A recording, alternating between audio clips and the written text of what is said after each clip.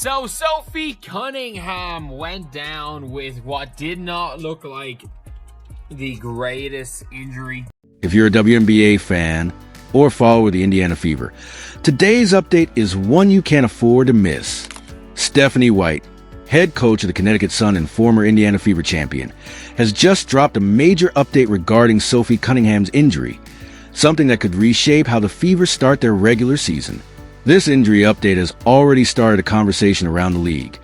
What it means for Cunningham, how it affects the Fever's game plan, and whether this could create a ripple effect on Caitlin Clark's rookie campaign. So stick with us as we break it all down. Let's get into it. The injury. Let's start with the injury itself. Sophie Cunningham, a key offseason addition to the Indiana Fever, suffered what is now confirmed to be a moderate-grade knee sprain during a preseason practice session. The news was first quietly circulated in team circles, but it wasn't until Stephanie White was asked about Cunningham's absence during a presser that the full scope of the injury started to become clearer. White, who coached Cunningham in the past and remains a respected voice on player development and conditioning, offered a candid but cautious update. According to White, Cunningham will be reevaluated in 2 to 3 weeks, and while it's not a season-ending injury, it's serious enough to cause her to miss critical early games. Now that we know it's a knee sprain and not something more catastrophic, like an ACL tear, there's definitely a sigh of relief. But for the Fever, who were relying on Cunningham to bring veteran toughness and a strong defensive presence to complement Caitlin Clark, this is a serious blow. Who is Sophie Cunningham? To understand why this injury matters so much, let's talk about who Sophie Cunningham is and what she brings to the table. Cunningham came into the league in 2019, drafted by the Phoenix Mercury. From the jump, she earned a reputation as a gritty, hard-nosed competitor. She doesn't shy away from contact, talks trash when needed, and isn't afraid to mix it up with bigger players in the paint. By 2022, she had solidified her role as a dangerous 3 and D-wing.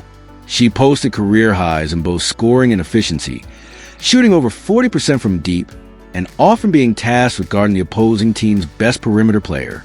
When the Fever acquired her this offseason, the message was clear. They wanted someone who could protect Caitlin Clark, help stretch the floor, and most importantly, bring edge to a young and developing team. And it worked. Early practices and scrimmages showed Cunningham as a vocal leader, not afraid to call out teammates or demand more. She was poised to be Clark's unofficial enforcer, someone who wouldn't let hard fouls go unanswered and who bring the fire in tough matchups. So yeah, losing her, even temporarily, is a major setback. Stephanie White's insight. Stephanie White didn't mince words when she spoke about the injury. Though she's now coaching the Connecticut Sun, White has deep Indiana ties. She's a former Fever player, head coach, and WNBA champion who still follows the franchise closely. During the press conference, White emphasized 2 major points. Sophie's leadership is irreplaceable. The Fever's rotation will be tested early. White said, Sophie's voice is loud in the locker room, and it translates onto the floor. She's one of those players that holds teammates accountable, sets the tone, and doesn't care about being liked. You need that kind of personality when you're building a winning culture. She also added that Cunningham's injury will put more pressure on the young Fever players, especially the wings and guards, who now have to step up defensively and absorb those missing minutes. What stood out most from White's comments was the implicit understanding that Cunningham's impact isn't just about stats. It's about tone setting. She's the kind of player who punches back, who reminds opponents they can't just push a rookie around. And with Caitlin Clark now under the microscope, that kind of presence is more important than ever. Teammates and Clark react. Indiana Fever teammates have also reacted to the news, most notably Caitlin Clark and Kelsey Mitchell. Clark, who has already formed a tight bond with Cunningham, told reporters she's one of the toughest people I've ever played with, and she's been so helpful to me coming in as a rookie. I know she'll bounce back fast, but yeah, we'll definitely miss her presence. That's a huge acknowledgement from the rookie phenom. Clark is known for her composure and maturity, and having someone like Cunningham at her side helps take some pressure off. Kelsey Mitchell echoed similar sentiments, saying Cunningham brought a grit and accountability that was refreshing in the locker room. Mitchell added, she calls things out. She doesn't let stuff slide. That's what a winning culture is made of. Clearly, Cunningham has made her mark in a very short time. Who steps up? So now the big question is, who steps up in Cunningham's absence? There are a few candidates, but none with the same combination of toughness, shooting, and leadership. Lexi Hull is a solid defender with a growing offensive game. She'll likely see increased minutes, especially if Coach Christie's sides prioritizes defense. Erica Wheeler more of a floor general than a wing, but she brings veteran savvy and might be leaned on more heavily to control tempo and leadership. Katie Lou Samuelson if healthy.